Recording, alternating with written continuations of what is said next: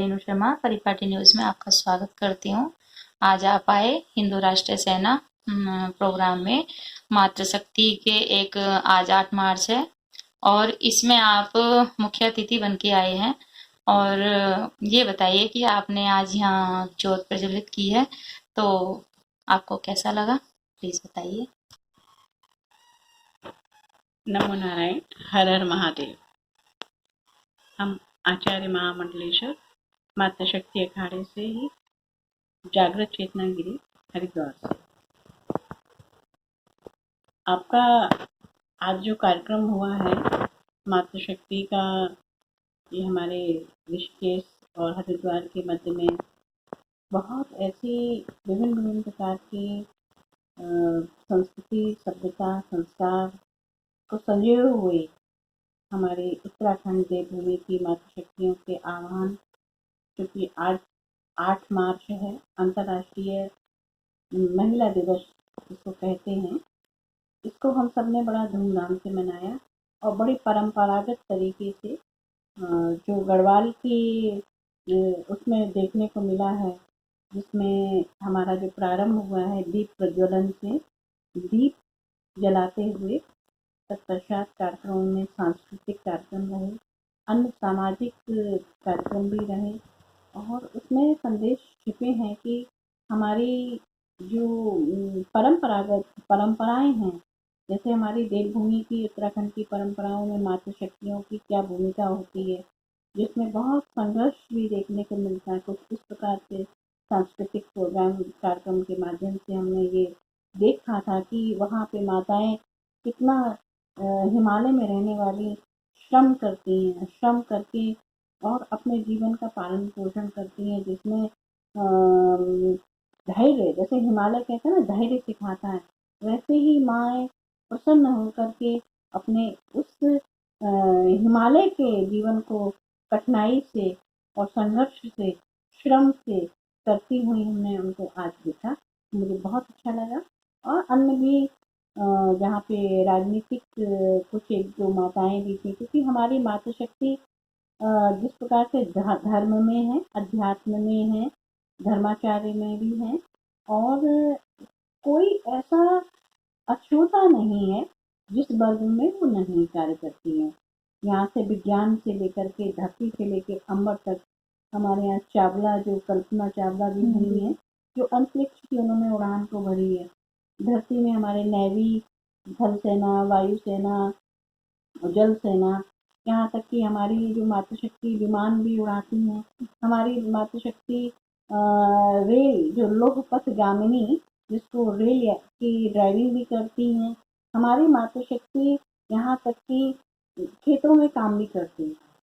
तो बिना मातृशक्ति के ये जीवन या अर्थात ये सृष्टि नहीं है, यही सत्य है। और इसको हम चाहते हैं कि अधिक से अधिक इस कार्य को माताओं के लिए जागरूकता आए और उस राष्ट्र के लिए, देश के लिए, समाज के लिए, परिवार के लिए और अन्य जो हमारी वैधानिक व्यवस्था है उनमें सुधार भी हो और मातृशक्तियों की अधिक से अधिक संख्या बढ़े। महिला दिवस क्यों मनाया जाता है माता जी?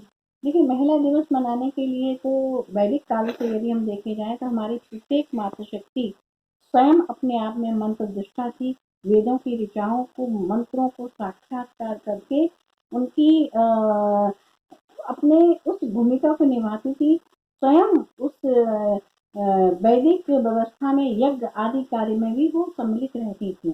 लेकिन कुछ कालखंड में आकर के समस्त, जैसे कहते हैं ना, एक क्रांति हुई हो, तो एक विलोप में ये आया कि महिला या मातृशक्ति को हमने निम्न और न्यून समझ लिया। तो इसलिए जो रूस की मातृशक्तियाँ थी, रूस जिसको हम कहेंगे रशियंस में, वहाँ पर एक डेमोक्रेटिक पार्टी की महिला थी, क्लारा जेटकिन। उन्होंने इस पर एक अध्ययन किया और वो एक आंदोलन छेड़ा। उस आंदोलन में ये कहा कि हमारी जो मातृशक्तियाँ हैं उनकी अधिकार के लिए, उनके स्वाभिमान के लिए, उनके स्वावलंबन के लिए, उनकी स्वयं की आत्मक जो रक्षा के लिए, सुरक्षा के लिए, वो कहीं ना कहीं उन्होंने कमी पाई है कालखंड के अंतर्गत। तो एक बनाया गया कि इसमें हम क्यों ना ऐसा मूवमेंट या आंदोलन चलाया जाए जिसमें मातृशक्तियों का सम्मान और उनकी सुरक्षा और उनके अधिकारों की किसी न किसी प्रकार से संवर्धन हो। इसलिए फिर 1975 में आधिकारिक एक अधिकार के तौर से यूएन, यूनाइटेड नेशन, संयुक्त राष्ट्र ने ये घोषणा की कि हम माताओं के सम्मान के लिए एक निश्चित डेट करते हैं, एक निश्चित तारीख करते हैं, एक तिथि बनाते हैं जिससे उन्हें स्वयं अपने आप में गौरव का अनुभव हो और उनके सम्मान में वृद्धि हो और सशक्त जिसको कहते हैं, क्योंकि नारी यत्र नारी पूज्यते रवंते तत्र देवता यत्रे तास्तु न पूज्यन्ते सर्वास्तत्र फलः क्रिया।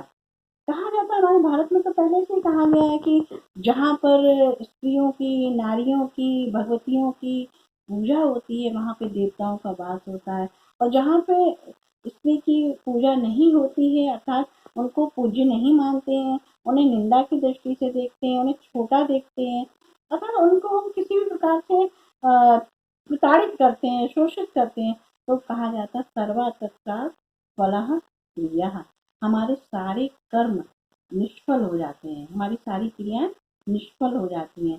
तो वैदिक काल में तो हमारी जो मातृशक्ति ब्रह्मवादिनी नहीं है, क्योंकि वो ब्रह्मवादिनी हमारे दो पक्ष माने गए, विवाह से पूर्व सद्योवधू अर्थात जो विवाह से पूर्व का ज्ञान प्राप्त करना, और दूसरा हमारा जो पहलू माना गया है कि विवाह के बाद भी हमें ज्ञान प्राप्त करने की अर्थात ब्रह्मवादिनियां कहलाई गई हैं।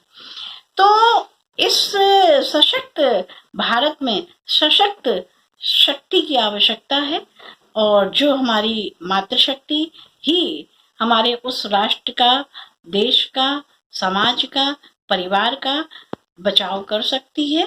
इसीलिए इस आंदोलन को बनाते हुए 8 मार्च की ये तिथि को तय किया गया, और इसमें ये कि जैसे आजकल समाज में जो कुछ महिला ऐसी हैं कि मतलब समाज में जो पिछड़े ही वर्ग में हैं अभी भी, और वो आगे नहीं चल पा रही हैं क्योंकि एक उनकी खुद की एक परिस्थिति या एक घर की जो मतलब शादी के उसमें बंध जाती हैं, तो आप उनके लिए क्या कहना चाहेंगे?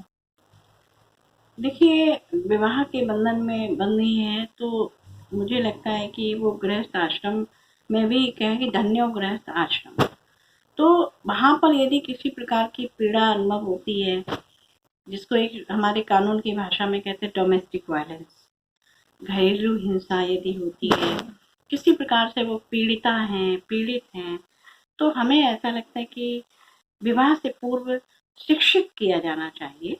शिक्षा का उपयोग करते हुए हम कई अपने दुखों से या पीड़ाओं से निवृत्त हो सकते हैं, उनसे दूर हो सकते हैं।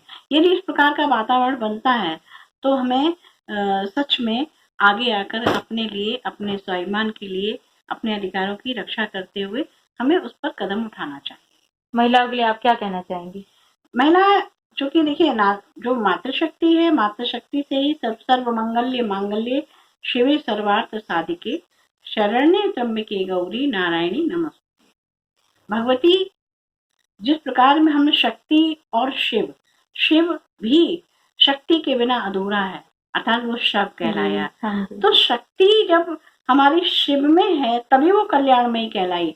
तो शक्ति का निरंतर जिस प्रकार में आग में दहकता है, तो आग एक अकेली अग्नि नहीं है, अग्नि में कहीं ना कहीं दहकता है, यानी कि उसकी सूर्य में कहीं ना कहीं उसकी चमक है, चंद्रमा में चांदनी है। तो शक्ति के बिना तो अपूर्णता है। तो ये जितनी जल्दी हम इस बात को समझ लें, सरकार भी इस बात को जान ले, और नारी सशक्तिकरण के बहुत ऐसे वुमेन एम्पावरमेंट के हम चलाते हैं, लेकिन हमें स्वयं में भी तो जागरूक होना ही पड़ेगा कि हमारे लिए क्या सशक्तिकरण है। इसलिए हमें माताओं से यही संदेश है, कहना है कि अपने प्रति जागरूक हों और अपने अधिकारों को, अपने स्वाभिमान को हम पहचानें, ताकि समाज में ये जो बुराइयां हैं, कुरीतियां हैं, और इसका दुरुपयोग नहीं होना चाहिए। क्योंकि कभी कभी हम ये भी देखते हैं कि